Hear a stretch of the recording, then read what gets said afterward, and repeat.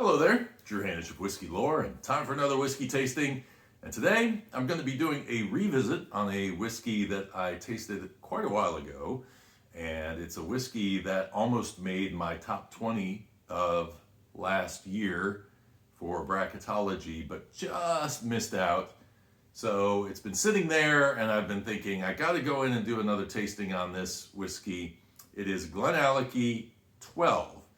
And I've talked a little bit about Billy Walker, and he is a master distiller slash blender, and the work that he does, from time to time, you've heard his name come up whenever we're talking about Glendronach, Glenglasa, Benreich, because he was over those for some time, and then he left there, sold those to Brown-Forman, and then bought this distillery that is fairly young, actually, in terms of Scottish distilleries.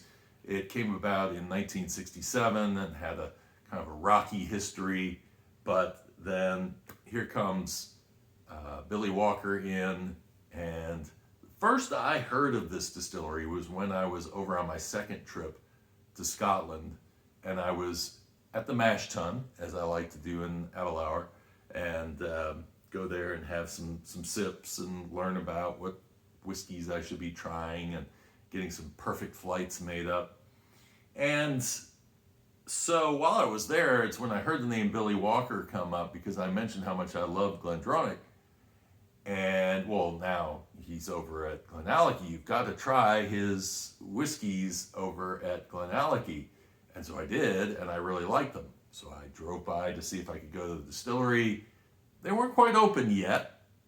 Now, this was in 2019, and they had just started released their first line, including the 12, just a year before. So it was still fairly new in terms of getting the operation up and ready for visitors. You can visit it now, and it's definitely a distillery that's high on my list in the future.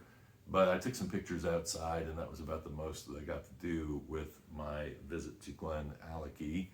But someday would love to go back. It is a Speyside whiskey, even though it's not really that close to Speyside. You have to drive a little bit ways back from the River Spey to get to it, but it is around the Lower Burn.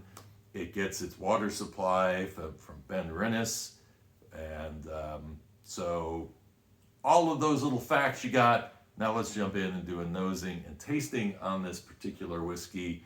And you'll notice that this is a really dark whiskey, and it's a 12-year. And so you're saying, oh, okay, add some color to this. What's going on? No color, no chill filtering. This is a whiskey that is getting its color from the barrels that Billy is choosing. And I didn't look up until after I did some analysis. I wanted to see if I could figure out what kind of casks they were probably using. And I'm guessing sherry because of the color. But as I'm doing my nosing, I'm pulling in a lot of raisin, plum, in that kind of area. It really kind of stands out on the nose. And so I thought, well, they're probably using Oloroso sherry barrels for this particular whiskey.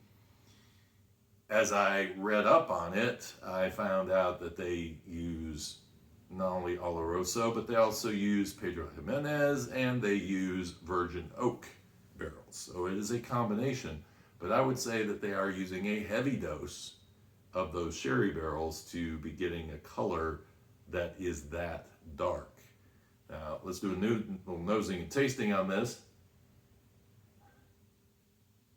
And on the nose, it really has a wonderful kind of dusty character to it. And when I say dusty, it kind of reminds me of like cocoa powder on the nose that goes along with the raisins and the plum that I'm pulling out of it. There's a little warm oak note that comes in on this as well.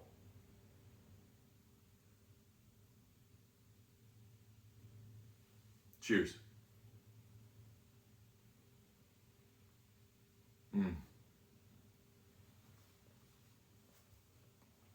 Every time I sip this, I get something a little different. Actually got an iced tea note at one time. I get orange, there's definitely citrus in there. Nice citrus. Then kind of a raisinette, chocolate and raisin coming together. The raisin really takes over after a while and becomes the star of the show. Little ginger heat on the palate, which is nice. And then it just kind of fades off into this long finish, raisins and that chocolate kind of underlying a little bit, and just really, really nice.